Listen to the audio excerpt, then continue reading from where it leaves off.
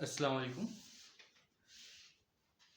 हज़रत मोहम्मद और इस्लाम जो पंडित सुंदरलाल जी की एक बेहतरीन किताब है, इसके अंदर हमने जो चैप्टर है इस्लाम के उपदेश और दुआएं यानी प्रार्थनाएं, इस चैप्टर में कुछ हिस्सा कर लिया था, बाकी कुछ हिस्सा थोड़ा बाकी है, वो आज हम कंप्लीट करेंगे। बिस्मिल्लाहिर्रहमानिर्रहीम। लड़ाई के दिनों में किसी ने आकर कहा कि ए पैगंबर मोहम्मद सल्लल्लाहु अलैहि वसल्लम, मैं अल्लाह के लिए लड़ाई में जाना चाहता हूँ। मोहम्मद सल्लल्लाहु अलैहि वसल्लम ने उनसे पूछा, क्या तेरी माँ जिंदा है? उसने कहा हाँ। फिर उन्होंने पूछा, क्या कोई और उसको पालने वाला है? उसने जवाब दिया नहीं। मोहम्मद सल्लल्लाहु अलैहि वसल्लम ने कहा, तो जा अपनी माँ की सेवा कर, क्योंकि सचमुच माँ के कदमों के नीचे ही स्वर्ग है। किताब का नाम है नसाई। अल्लाह ने मुझे आदेश दिया है कि झुक कर चलो और छोटे बनकर रहो। कोई दूसरे से ऊपर न उठे, न दूसरे से बड़ा होने का घमंड करे। जिस किसी के दिल में रत्ती भर भी घमंड है, वह हरगिज बहिश्त में नहीं जा सकता। बहिश्त यानी जन्नत। सब आदमी आदम की औलाद है और आदम मिट्टी से पैदा हुआ था। ये कोटेशन है हमारे, यानी हदीस है हमारे नबी मोहम्मद सल्लल्लाहु अलैहि वसल्लम की। यह हदीस लिखित है 3 किताबों में, अबू दाऊद, मुस्लिम और तिरमिजी। अनस लिखते हैं कि मेरे सामने जब कभी किसी ने पैगंबर मोहम्मद सल्लल्लाहु अलैहि वसल्लम से आकर यह शिकायत की कि उस आदमी ने मुझे जान या माल का नुकसान पहुंचाया है, तो और मुझे बदला लेने की इजाजत दीजिए। पैगंबर मोहम्मद सल्लल्लाहु अलैहि वसल्लम ने हमेशा सबको यही जवाब दिया, माफ कर दो। किताब का नाम अबू दाऊद और नसाई। अगली हदीस है, सबसे बड़े गुनाह यह है शिर्क, यानी एक अल्लाह के साथ दूसरे को उसके बराबर मानना, माता पिता का आदेश न मानना, किसी जानदार को इजा यानी दुख पहुंचाना, झूठी कसम खाना, झूठी गवाही देना। किताब का नाम है बुखारी और मुस्लिम।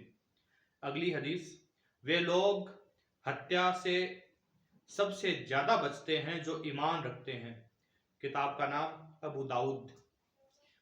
अगली हदीस, जो आदमी एक तरफ तो नमाजें पढ़ेगा, रोजे रखेगा और खैरात यानी दान करेगा, दूसरी तरफ किसी को बुरा कहेगा या किसी पर झूठा इल्जाम लगाएगा या बेईमानी करके किसी का माल खा जाएगा या किसी का खून बहाएगा या किसी को दुख पहुंचाएगा, ऐसे आदमी के नमाजें और रोजे और खैरात उसके काम नहीं आएंगे।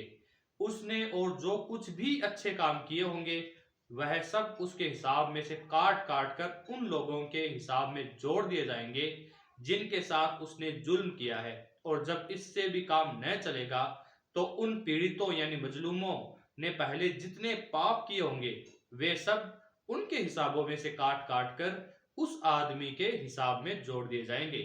यहाँ तक कि अंत में वह नमाजें पढ़ता हुआ, रोजे रखता हुआ और खैरात करता हुआ भी नरक की धधकती हुई आग में जला दिया जाएगा।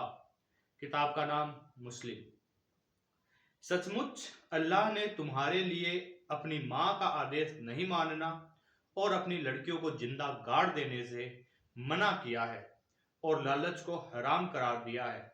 किताब का नाम बुखारी और मुस्लिम। मैं कहता हूं, कोई आदमी जो शांत, नेक चलन और दूसरों के दुख में दुखी, सुख में सुखी रहता है, नरक में नहीं जा सकता। किताब का नाम तिरमिजी। तुम मुझे अपनी तरफ से 6 बातों का विश्वास दिला दो, मैं तुम्हें बहिश्त यानी जन्नत का विश्वास दिलाता हूं। 1, जब बोलो सच बोलो। दूसरा, जब वादा करो उसे पूरा करो। तीसरा, किसी की अमानत में खयानत यानी बेईमानी मत करो। चौथा, बदचलनी से बचो। पांचवा, आंखें हमेशा नीची रखो। छठा, किसी से जोर जबरदस्ती न करो। किताब का नाम बेहकी। तिरमिजी में लिखा है कि एक दूसरे को सलाह दो कि अपनी पत्नियों के साथ अच्छा व्यवहार करें। तुम्हारी उनके साथ शादी होती है, लेकिन उन्हें सजा देने का तुम्हें कोई किसी तरह का हक नहीं है, जब कि वे साफ साफ गंदा काम न कर बैठे। वे नेक चलन रहे तो उनके खिलाफ कोई बात न सोचो। और सचमुच तुम्हारी जैसे तुम्हारी पत्नियों के ऊपर तुम्हें हक है, वैसे ही तुम्हारी पत्नियों को भी तुम्हारे ऊपर हक है। जब कभी कोई आदमी किसी गैर औरत के साथ अकेले में बैठता है तो उन दोनों के बीच में शैतान आ बैठता है। बेहकी बुखारी का मत है कि मुझे अपने लोगों के लिए जिन बातों का सबसे ज्यादा डर है वह है ऐश परस्ती यानी भोग विलास और बड़े बनने की चाह। ऐश परस्ती आदमी को सच्चाई से हटा देती है और बड़े बनने की चाह में पड़कर आदमी दूसरी दुनिया को भूल जाता है। यह दुनिया रहने वाली नहीं है और दूसरी दुनिया बहुत पास है। दोनों की अपनी अपनी औलाद है।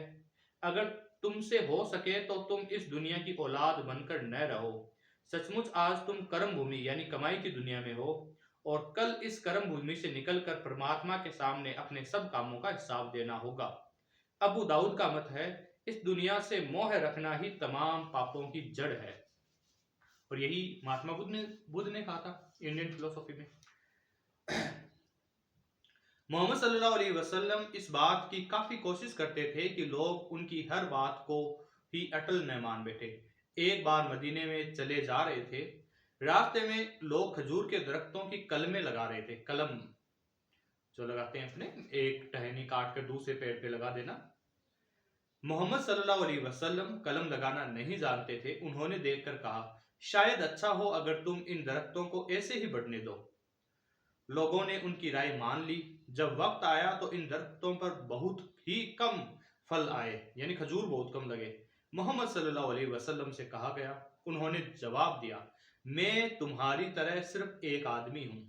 जब मैं तुमसे धर्म के मामले में बात कहूं तो उसे मान लो और जब मैं धर्म के अलावा किसी और मामले की बात कहूं तो तुम अपनी राय से काम लो।